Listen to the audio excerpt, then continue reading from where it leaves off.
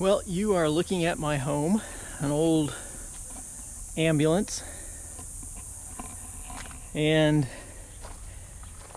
here in Phoenix in the summertime it is miserable inside this box, even with a ceiling fan or a vent. It's supposed to be 108 today in Phoenix. This little thermometer in here shows 107. So it's pretty miserable. You can't be in here during the day or even at night. It's just too hot.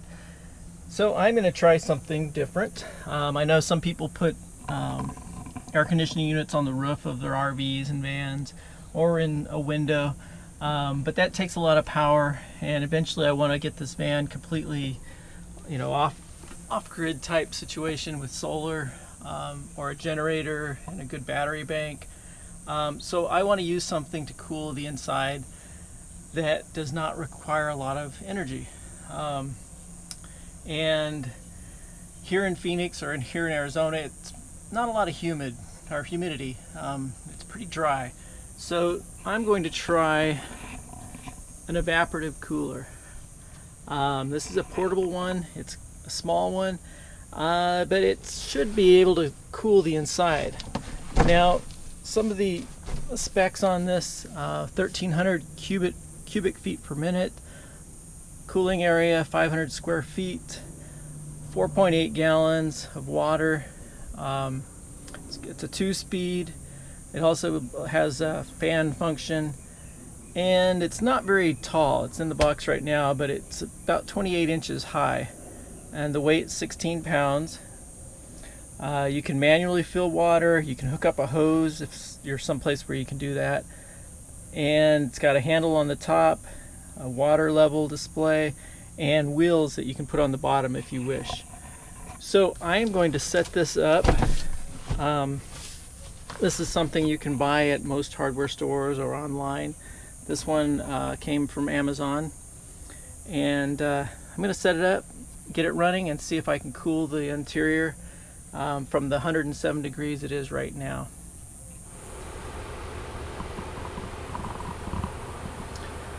Okay, it is 108 outside. I'm here in Phoenix. It's supposed to reach 111 today. Currently inside my vehicle, it is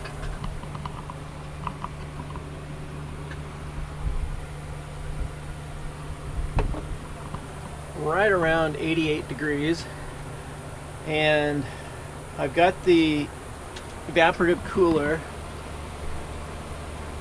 running on its highest speed. It has two settings or two speeds for the when you're using it as an evaporative cooler. It has two speeds just as a fan, and then you can also set it where it just runs the water through the unit. I'm not sure why you would do that unless you just wanted to run water for a little bit to get the pads to soak up that water before you turn on the fan. So it is comfortable, especially if you're sitting like where I am, right in front of the unit. And you can see my dog's down there. She's laying there. She likes to lay down there so she can look out that window, but also because it's right in front of the fan as well, the cooler, and it keeps her cool. I do have the windows covered mostly, and the side window covered as well. The front cab, I've got all the windows covered in there, and they're cracked a little bit. Both side windows are cracked a little bit open to let some air flow through, and then you can see the opening right here in this door, the slide door that is open also halfway, to let warm air and dry air come through into the unit. I also have the fan,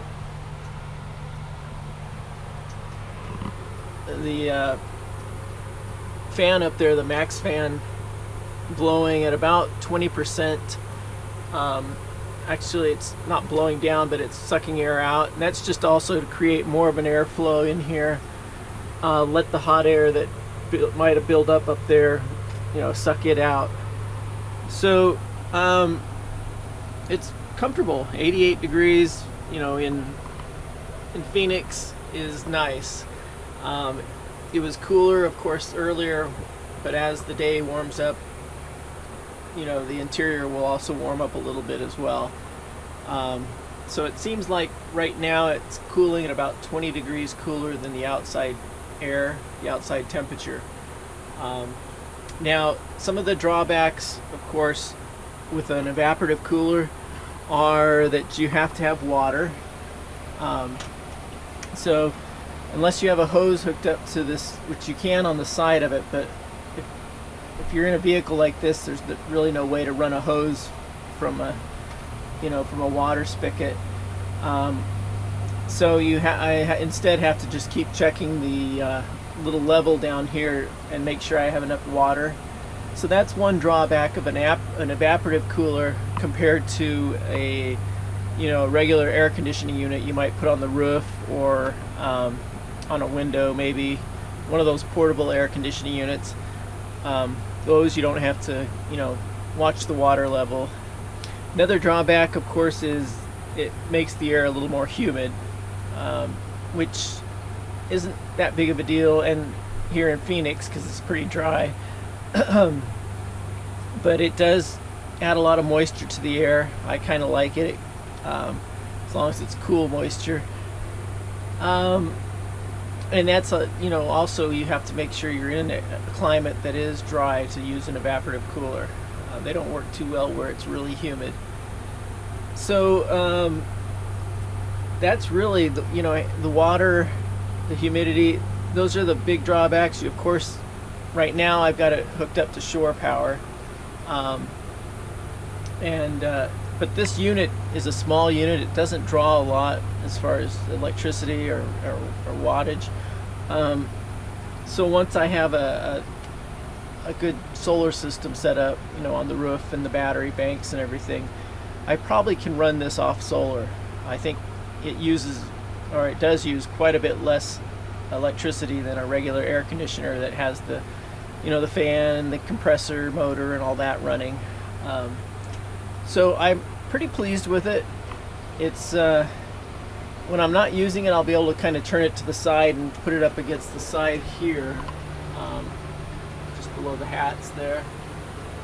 I'll probably set it up with some bungee cords so that it won't move around when I'm driving. And you know, I'm pretty pleased with it. It's comfortable in here. I can sit out here and work on my computer, hang out with the dog, and once I have solar, I'll be able to use it, you know, off grid or someplace, you know, where I don't have shore power to plug into. So I'm happy with it for the price. You know, it's a good deal. This is the Hessaire, I think it's MC18, one of the smaller units that is made for mostly outdoors and like a garage or shop. But it works in here if you have it set up right with enough airflow. And it's made for about 500 square feet, so that's plenty for this little space in here. So I'm gonna get back to work on the laptop, and hope wherever you are, you're staying cool and having a good summer.